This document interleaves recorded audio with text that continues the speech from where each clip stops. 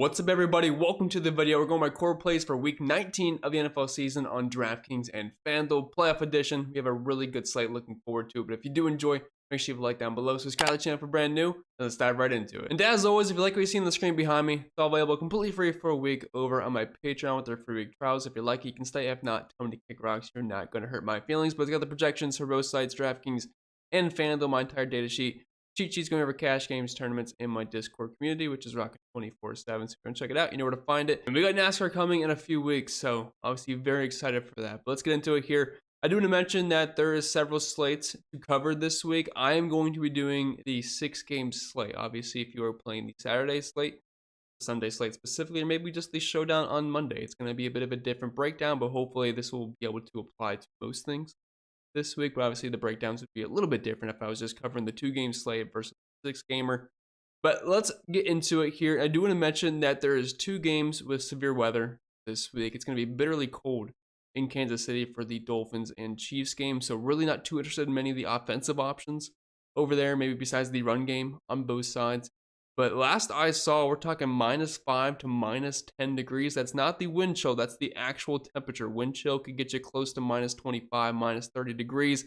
So it's obviously going to be a bit tough over there, especially for Miami, because I wouldn't say they're exactly built for that type of weather. Then also over in Buffalo, these are 2 teams that are used to nasty weather, the Pittsburgh Steelers and the Buffalo Bills. But I guess they have a winter storm warning. There's going to be some high winds and some very heavy snow. I think a lot of that's going to be before the game on Saturday night and heading into the morning/afternoon. It's still going to be nasty weather, but I do think the worst of it is supposed to be prior to the game. But it's still something that you're going to have to monitor. Obviously, it's not looking too great for the passing offense in that game, so it's something to keep in mind as well. So a lot of my targets are going to be teams that are playing in some nicer weather or in some domes this week, just to try to avoid that absolute mess. So start up top here, we have Dak Prescott, $7,600 on DraftKings, 86 over on FanDuel. It's a bit of a so-so matchup through the air versus the Packers. They are 14th versus quarterbacks, definitely worse versus the run, but this game should be a pretty high-scoring affair. 50.5 over-under, which is the second highest of the week. 28.75 implied team total, which is the highest of the week for any team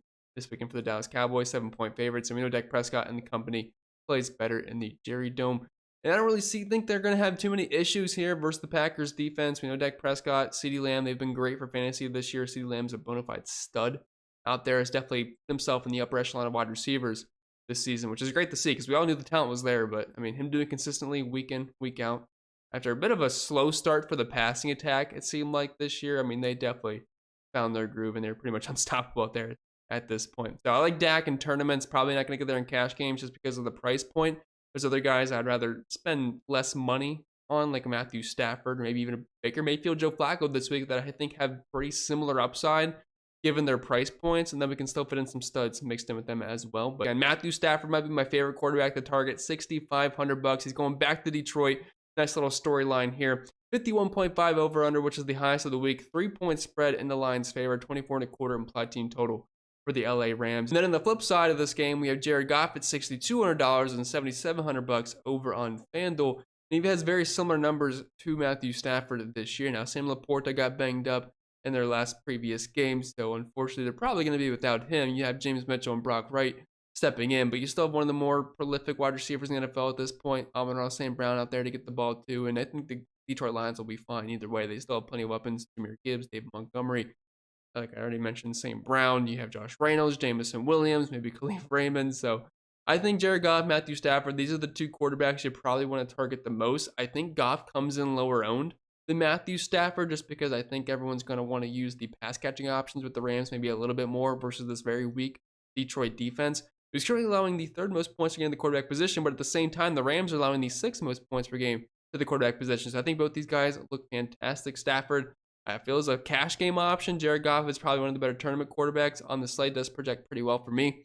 Joe Flacco on Saturday afternoon, going to kick off the playoffs with the Browns and Texans. $6,100 on DraftKings, $7,800 over on FanDuel. I'm a big Browns fan, so I'll try not to be biased here, but last time we saw Flacco and the Browns take on the Texans, we obviously saw Flacco and Amari Cooper and David Njoku absolutely shred that defense. Cooper had over 260 yards. David Njoku got into the end zone. Flacco well over 300 passing yards, so it was definitely a good day. And on the season, they have been throwing the ball a ton with Joe Flacco under center. 38 pass attempts per game, 8 yards per attempt. The completion percentage is pretty low at 60%. He's obviously had some turnovers, 1.6 per game, which is a bit of an issue. It is a smaller sample size, still averaging 330 passing yards and 2.6 passing touchdowns per game. We know the Texans can be beat through the air, currently 24th versus quarterback. So if you're looking for cheap stacks this week, Joe Flacco, Amari Cooper, David Njoku, while they'll be chalky, they're certainly in a good spot. You can run that back with a guy like Nico Collins or Dalton Schultz. And Baker Mayfield, $5,800 playing the Philadelphia Eagles, who last year went into the Super Bowl. This year would not be too surprised if they're a first round exit on the road in Tampa. They have looked horrible in recent weeks. They're very banged up. Jalen Hurts had his finger pointing the wrong way. AJ Brown got injured. Devontae Smith's coming off an injury. DeAndre Swift missed the game with an illness last week. So it's definitely going to be a bit of a tough spot here for the Eagles. But what I like about the Tampa Bay offense is that the Philly secondary is horrendous. They're allowing the second most points per game to quarterbacks, the most points per game to wide receivers, over 2 passing touchdowns, 270 passing yards, and 22.3 fantasy points allowed for the Philly defense. I think Baker Mayfield, Mike Evans stacks are certainly in play, and you can also look at Chris Godwin as well. All right, so moving over to our build here, and like I always say, do not copy and paste this. We are simply grabbing one player from one of the 2 players from each position that we talk about and try to put it together in a lineup that would make sense roster construction-wise using the rules that I typically use for single entry / free max builds, where I'm grabbing a quarterback, 1 to 2 pass catchers with them, and then I try to find a run back while it's not completely necessary. I do it when I really just like the game environment overall. So the quarterback that I'm going to roll with is Matthew Stafford this week, and the pairing options are pretty clear. You look at Cooper Kupp, Puka Nacua, and don't forget about DeMarcus Robinson, who's also very cheap. And if you want to run it back, Jahmyr Gibbs, Allen St. Brown, the 2 most likely candidates. Moving on to the running backs, I actually think there's a ton that you can play this week. Now, for me, it really just comes down to what I can afford. Personally, I would rather spend up at wide receiver on this slate. Like, if you want to play Kyron Williams, I got no problem with that because the dude's been absolutely legit this year. It's just a really tough matchup versus Detroit, but just volume-wise and projection-wise, I have to have him on here because he's certainly in play. If they get it on the goal line, I mean, Kyron Williams can certainly just punch it in, and it should be a very high-scoring game. So, despite the matchup being terrible, I think you have to look at other things as well, just besides the matchup. Rashad White, if you're looking to stack up Tampa Bay, I have no problem with that. The Philly defense, run defense, I should say, early in the season was absolutely locked down, and it's definitely gotten weaker as the season has progressed because they were allowing the fewest points per game, and they're now at 10th, allowing 20 points and nearly 80 rushing yards. So they've definitely calmed down a bit. James Cook, I think the run game with this Buffalo-Pittsburgh game is certainly going to be something that we're going to want to look at. They're 10-point favorites. They're at home, 23-point implied team total. That total keeps on dropping. It's going to be high winds. If it's going to be snowing, I don't think they're going to have Josh Allen chuck it 40 times. If that's going to be the case, James Cook is the running back that I would want. You could also look on the flip side of this game. Najee Harris and Jalen Warren. Mason Rudolph is already bad as it is. So I think they're just going to just hand it off to Najee Harris, maybe some check downs to Jalen Warren. But both guys are certainly going to be in play here. I would say Najee Harris has more touchdown upside, but both backs will be playable. Jahmyr Gibbs, if you're just looking to stack this game up, he's the more versatile back compared to David Montgomery. He's going to be using the passing game. And obviously, when he gets touches, he is electric, over 5 yards per carry this season, also averaging 5 targets per game, close to it as well. Isaiah Pacheco, probably not going to be too fun to tackle him in minus 10-degree weather and factor in the wind chill. He should be able to wear down that Miami defense. Playing at home, 4.5-point favorites, 24-point implied team total. I do think the Chiefs are going to rely on Isaiah Pacheco here. And I don't want to really say it because I love Patrick Mahomes, but right now on this offense, he is probably their best piece, more reliable guy because no one else is really in tune, it seems like, at this point. Aaron Jones with A.J. Dillon banged up. He's been getting plenty of work. He's going to be involved in the passing game. I expect Green Bay to be trailing in this one, so if we can get some dump-offs, he should be able to rack up the PPR points as well, with them being 7-point dogs on the road. Tony Pollard will probably be the highest owned running back, I'd have to imagine. I'm not really understanding the price point. Obviously, a bit tougher to get there on FanDuel at $7,800, but on DraftKings, he's barely more expensive than Najee Harris. He's less expensive than Aaron Jones. And if you're looking at his opportunities on the season, he's averaging 18.7. It's a good matchup as a running back versus Green Bay. They're 20th versus running backs, allowing close to 100 rushing yards per game. And while I realize he has not been very efficient this year, he's only averaging 60 rushing yards per game, but he's getting 15 carries. He's getting you 4 targets. That's good enough for me on an offense that has a near 30-point implied team total to be relevant at $6,100. Moving back over to our lineup, like I said, I know where I want to go with my stacks. I'm assuming St. Brown and Puka are a little bit of expensive. Yeah, $8,100 and right around 72. So maybe not as bad as I thought. Obviously not CeeDee Lamb type, but I'm gonna have to probably save some money at the running back position. So as much as I like to play Kyron, not going to happen. So Tony Pollard at $6,100. I think it's a very fair price point. And then I'm probably going to want a running back from either the KC game or the Buffalo game because it should be a bit of a run-heavy spot. I think Pacheco at $6,400 If I can afford him, I would like to get there. But if I can't, I can always switch it at the end. I'll either go with Najee Harris or Jalen Warren at those price points. But let's just try to get Pacheco in for right now. And if we can't afford it, we will move down a bit. And same old story for me when we talk about wide receivers. Just try to correlate your lineups as best as possible, especially on a really small slate. Like if you have Matthew Stafford, CeeDee Lamb projects great for me. He's the number 1 wide receiver on the slate, but I have to prioritize getting guys like Cooper Kupp or Puka Nacua in first before I even think about CeeDee Lamb. And then also Amon-Ra St. Brown's in that same game, so I'd like to try to run it back with him. So it all comes down to my lineup where I started at the quarterback position. If I had Dak Prescott, I start with CeeDee. I cannot start with Amon-Ra St. Brown because if Dak Prescott's going to go off, it's not because he ran in 4 touchdowns. It's probably because CeeDee Lamb had 200 yards and 2 touchdowns like we saw last week versus Washington pretty much, or the weeks prior like versus Detroit. So that's something you have to keep in mind. If you happen to go with Patrick Mahomes, which is not something I'm doing this week, but you have to look at Rashee Rice because where else is the ball going to go? He's not going to get you 3 rushing touchdowns. So instead of breaking down each and every single wide receiver here, all these guys are going to be good plays. It just comes down to what quarterback am I using. Now, some of the favorite cash game options, for me, it's probably Puka Nacua, Amon-Ra St. Brown, CeeDee Lamb, and if you have to spend down, I love DeMarcus Robinson at that price point of $3,600. Like for my build, I'm probably going with 2 of the Rams wide receivers, and sure, I'd like to play Cooper Kupp and Puka, but I'm going to save some money somewhere, so I might just go the Puka and DeMarcus Robinson route because it's going to free up some salary. And honestly, Robinson, like the past 2 months, has been on fire. All right, so looking at our build, we need 2 pass catchers with Matthew Stafford. Puka Nacua is going to be my first option here. And then as much as I like Cooper Kupp, I'm going to use Amon-Ra St. Brown, so I spend up, and then I'm probably just going to save some money with DeMarcus Robinson here. And if we look at some of his numbers to end the season, obviously didn't play Week 18 versus San Francisco. But if we date back to Week 13 versus Cleveland, 15 points, 13, 14, 20, 14.2. Then, like I said, didn't play Week 18. So he's been involved. It's not like he's getting there on like 1 to 2 targets, which, yeah, maybe one game he had targets versus Washington, but he had 10 targets versus the Giants, 6 versus New Orleans, 10 versus Baltimore. So he's involved in this offense. So I'll take that all day at $3,600. It's going to free up some salary. That'll give us $4,000 per player, which is a lot more comfortable than it would be if we spent up for like a Cooper Kupp for this build. Then tight ends, maybe not the best tight end slate in the world. David Njoku for me is the tight end 1, which sounds crazy to say when you have Travis Kelce out there, but they're pretty similarly priced.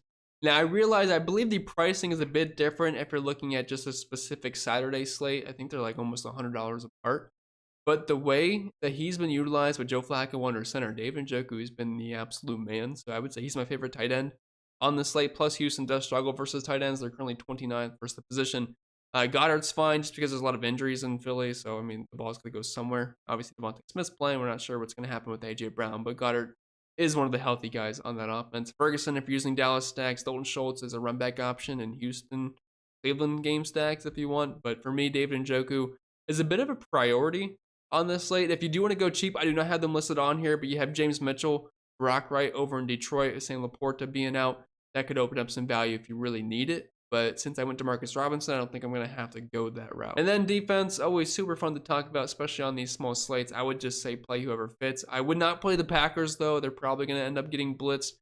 But the Steelers might not be a bad choice. The weather's going to be bad. I mean, they have obviously no TJ Watt sucks. They're 10-point dogs on the road, but a 22-point implied team total with the aid of wind and snow that can help them out. I got them projected for 6.5 points. So, I mean, you could certainly do worse. The Dolphins-Chiefs defenses might be in play because of their cold weather as well. Texans, Joe Flacco does turn the ball over a lot, but I still think the Browns can put up some points. The Bills are obviously going to project the best. They're facing the weakest offense, 12-point implied team total, 10-point favorites, and they do have the weather. So, I mean, if you have the money, the Bills defense is going to be a priority. If not, I would say Chiefs, Dolphins, Steelers are going to be playable, but, I mean, really just throw in whoever fits because its defense is very random. So, I mean, you can project it as much as you want, but, I mean, there's a good chance it's probably not going to happen. All right, so finishing this lineup off, like I said, I really like David Njoku here, so we're going to plug him in. If Sam Laporta happens to miss, we can look at the most updated injury report. He did not practice on Thursday. I'm recording this very early on Friday morning, so obviously I'm not going to have the info yet, but I'm assuming he's going to miss.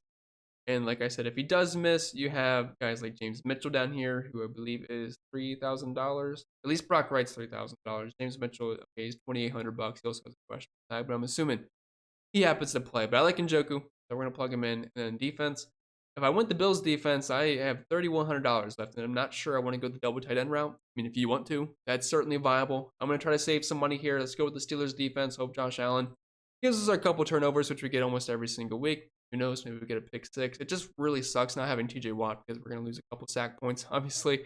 But we have $4,000 if we happen to go that route. Obviously, there's no running backs roster at that point. Tight ends, everyone I'd want, it's just above $4,000.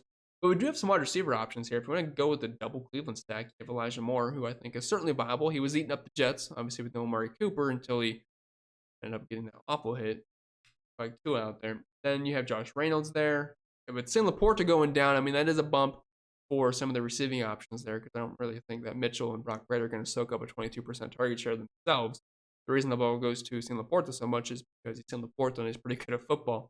David Bell, no Cedric Tillman, so could see an uptick in usage there, but they didn't really play the exact type of position.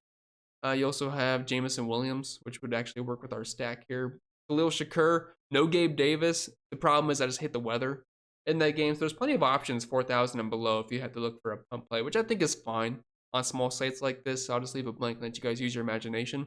But overall, I think this build is pretty good. Now, if you did want to save some money, we did talk about it. We could drop Isaiah Pacheco, and since we have the Steelers defense, you throw in a guy like Najee Harris if you think it's just going to be an ugly game. That is certainly an option. You'd have $5,000 left for the flex, so type of players we'd have would be Deontay Johnson, Brandon Cooks. I wouldn't mind. Not really loving anybody else. So honestly, I just don't hate paying up for Pacheco there. But I do think the overall roster construction for this build does look pretty good. So I have Matthew Stafford double stack with DeMarcus Robinson and Puka Nacua. Tony Pollard, Isaiah Pacheco at the running back position, which I think are all solid backs that should get 15 plus touches as their favorites at home. Should put up some points on their offense. You have Amon-Ra St. Brown as your run back option with your Ram stack. And Njoku, he's a tight end one for me on this slate. And the Steelers defense facing a turnover-prone quarterback and very bad weather. And then we have $4,000 left, and I think that build does not look too bad at all. And like always, let's run the optimizer here with some very minimal settings and randomness to see who is populating the most. Now, it's Friday morning, so obviously this can change a little bit. But I do want to see the players that are up a ton. No surprise there. Amon-Ra St. Brown, the number one option there. DeMarcus Robinson, 2 guys that we love. Tony Pollard. Jamison Williams is cheap, and since it's putting in a ton of Jared Goff, as you can see, 39%. It's just grabbing multiple pass catchers there, so that makes sense in that regard. And then DeMarcus Robinson is the run back option. Does make sense because of how cheap he is. Jahmyr Gibbs, Bills defense. Elijah Moore, who I don't think I put on the wide receiver sheet. I mean, it wasn't anything like I didn't like him or anything. I was just kind of signifying that I liked Marcus Robinson the most, but Elijah Moore is fine at that price point. Puka Nacua, Chiefs defense, and Njoku, first tight end that pops up. So yeah, no real surprises there. I would imagine, yeah, Detroit, Los Angeles is the teams popping up the most, highest total game. So definitely gonna want a lot of pieces from that one. Dallas, Cleveland, KC, Buffalo, and obviously all these games are gonna come up a ton. But Detroit, Los Angeles, certainly my favorite game. I also love Houston, Cleveland with all the Browns pieces there. So seems like I'm pretty much in line with the projections this week, so hopefully that'll give you guys a good idea who will probably end up being pretty popular on this slate. But with that being said, that's all I got for today's video, so I hope you enjoyed. If you did, make sure you like down below, subscribe to the channel if you're brand new. If you have any questions, comments, concerns, leave them down below. I'm more than happy to get back to you. I wish you all the best of luck. I'll see you all